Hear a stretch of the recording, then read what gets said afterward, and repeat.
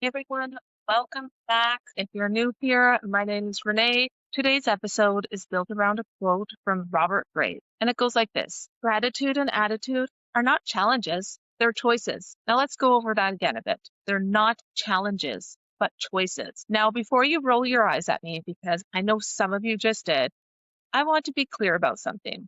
I'm not here to sell you on a sunshine and rainbows version of this idea. I'm not going to tell you to write it in your gratitude journal while your life is on fire and act like it fixes it. What I'm going to do is show you why this quote goes a lot deeper than a wall decal. Now we're going to start with a story, a real one, and I want you to sit with it because it's going to reframe everything we talk about after. Now let's get into it. In 1985, a 25-year-old man named Anthony Ray Hinton was arrested in Birmingham, Alabama. He had been cutting grass in his mother's yard, was brought in for questioning, and found himself charged with two murders he did not commit. He had an alibi, and he was working in a locked warehouse 15 miles away when one of the crimes happened. He passed a polygraph test. None of that mattered. The only evidence against him was a revolver found in his mother's home. A state forensic examiner claimed the bullets from the crime scene came from that gun, and Anthony Ray Hinton was convicted in just 1 hour. He was sentenced to death.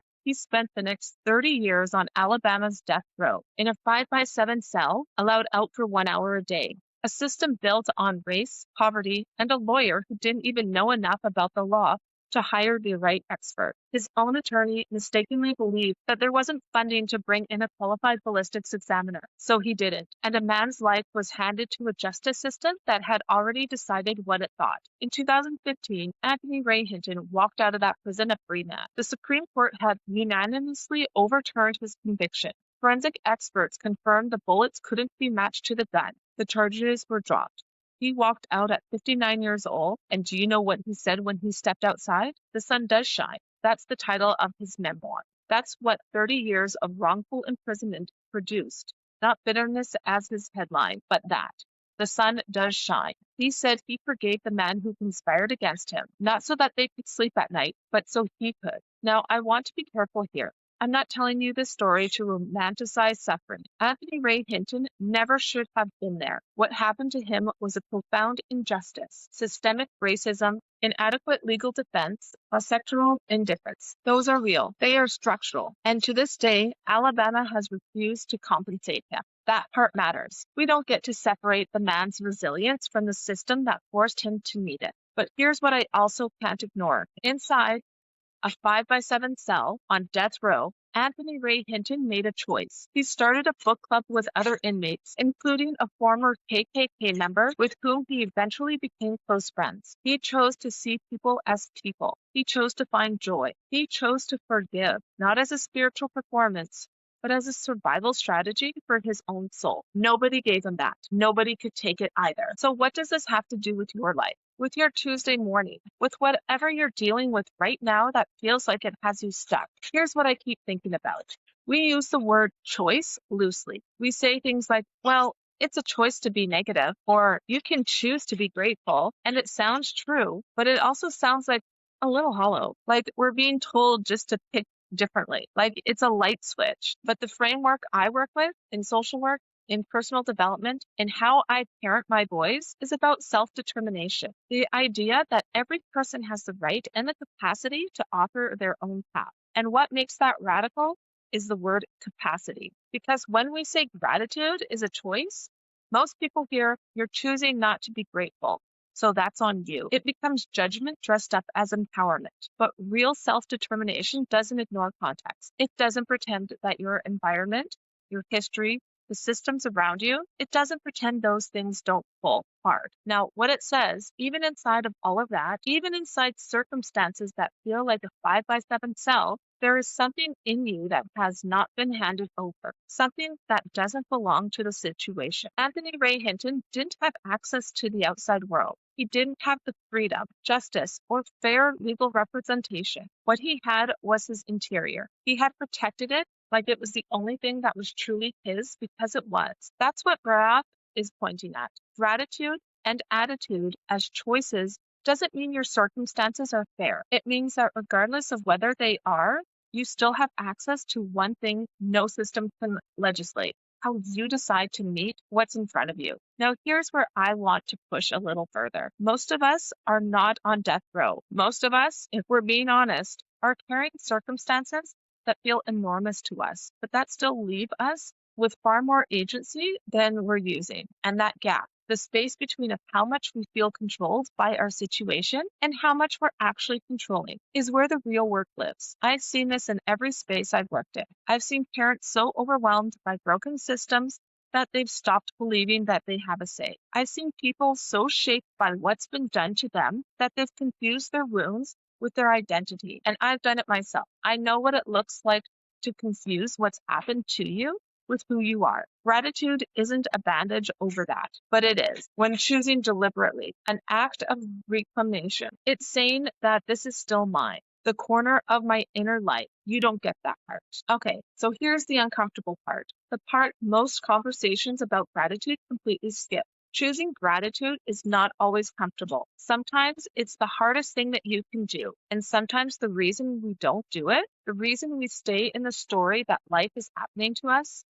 is because that story is actually serving us somehow. Now, stay with me here for a little bit. When we're in victim mode, and I'm not using that as a slur, I mean genuinely when we've placed ourselves as a passive recipient of whatever is going wrong, there's a kind of relief in it. The responsibility is off the table. The outcome isn't our fault. We don't have to risk trying and failing because we've already told ourselves the story that it doesn't matter what we do. That's not weakness. That's self-protection.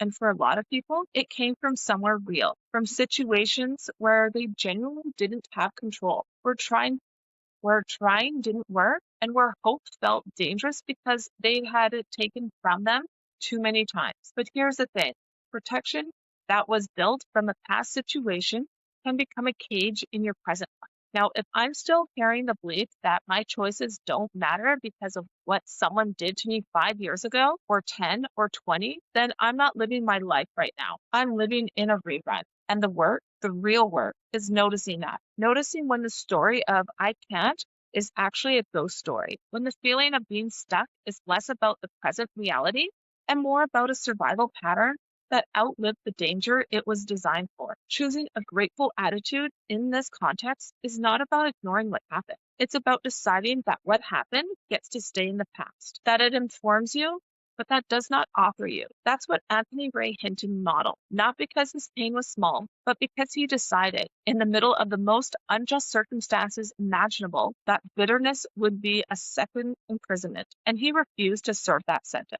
You don't have to be on death row to be in a self-imposed one. What story are you living inside of you right now that you've stopped questioning? What attitude have you been treating as a fact, when really it's been a choice you keep making by default? That's the question. Now, here's what I want you to do today.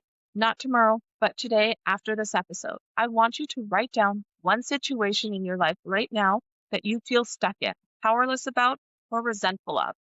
One thing. Doesn't have to be a big thing, just whatever comes up first. Then I want you to write 3 sentences, not a paragraph, just 3 sentences that start with the words. What I still have access to in this situation is.